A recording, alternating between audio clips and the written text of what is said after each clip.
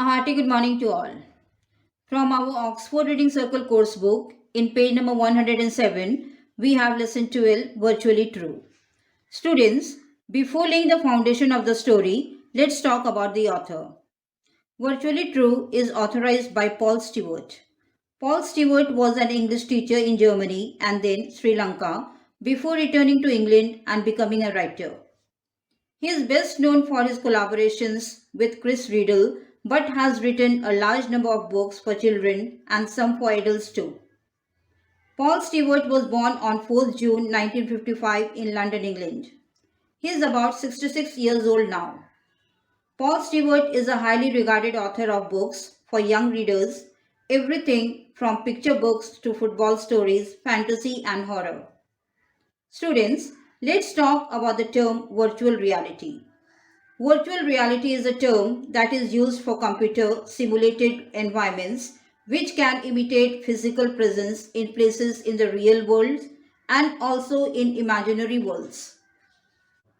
It lets us communicate with the virtual environment either through standard devices like keyboards and mouse or via gloves. Now, let's talk about the term virtually true. Students, virtually true means something which is talked about in an unrealistic or fictional manner but also termed as a reality even though there is no certain evidence for the statement. Now, let's talk about the characters. In the story Virtually True, we have three characters. First is Michael, the first person narrator, a young boy who has a keen interest in technology. Second is Michael's dad, who is very passionate about computers. And third is Sebastian Schulz, who is a schoolboy.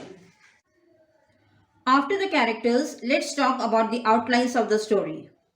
In this story, two boys interact with each other in a strange manner without actually meeting and still create miracles. The narrator, Michael, is a young boy who has got attention to a piece of news while traveling on a train. He finds this news headline about the 14-year-old schoolboy named Sebastian Schulz who awoke from coma. The narrator sees the boy's photograph and is shocked to discover his name. The narrator feels nervous and is confused about all of these. He is not able to figure out how this could have happened. Michael is remembering the boy Sebastian Schulz who was cited in the newspaper. The story further revealed about Sebastian's injury in a motor accident. Now, step into the story. Welcome back to the story Virtually True, authorized by Paul Stewart. The story started with a computer fair when Michael's father gifted him a new computer with preloaded games. He was playing the game Wild West. In this game, Black-Eyed Zed challenged him when he becomes a sheriff. Then he meets a second sheriff with whom he has to go. But the second sheriff happens to get shot by the villains and hence game ended. Later, he gets a printed message. It said, "I am Sebastian Schulz. Try playing Dragon Quest." In this game, he has to save Princess Aurora from the wicked dragon. He gets the help of the second knight who was Sebastian. Sebastian was killed later, but Michael got a message for not giving up the game and further to play Jailbreak. In Jailbreak, he has to escape along with the prisoner and he anyhow knew that it was Sebastian again. They broke out of jail and ran towards the roof. Then they got into a helicopter from there. Unfortunately, when they took off, Sebastian falls off the helicopter and game ends. Michael plays it many times again, but he never gets any printed message. Then what happened? Suddenly, one day, his printer displays a message, which tells him that the helicopter was a better choice. So, he must try luck at playing Warzone. Sebastian also promised him not to travel again after it. Now, Michael started the game. He found himself in a city scared by battle wounds. They ran together towards an abandoned jeep. They went towards a helicopter to escape from a tank following them.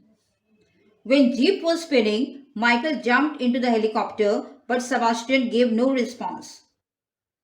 Then suddenly, when the jeep collided with the tank, Sebastian forcibly came out of the helicopter. Both flew into clouds, and in the end, Michael saved Sebastian.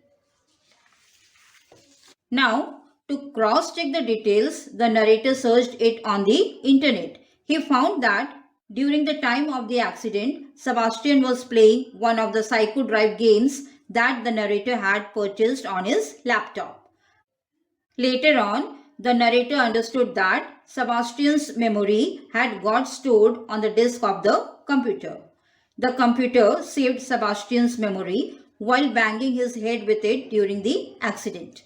Further, the narrator came to know that when Sebastian was in the hospital, someone had stolen his games and sold. It was the narrator who finally bought them. Then the narrator got a thank you message from Sebastian for saving his life. Thank you.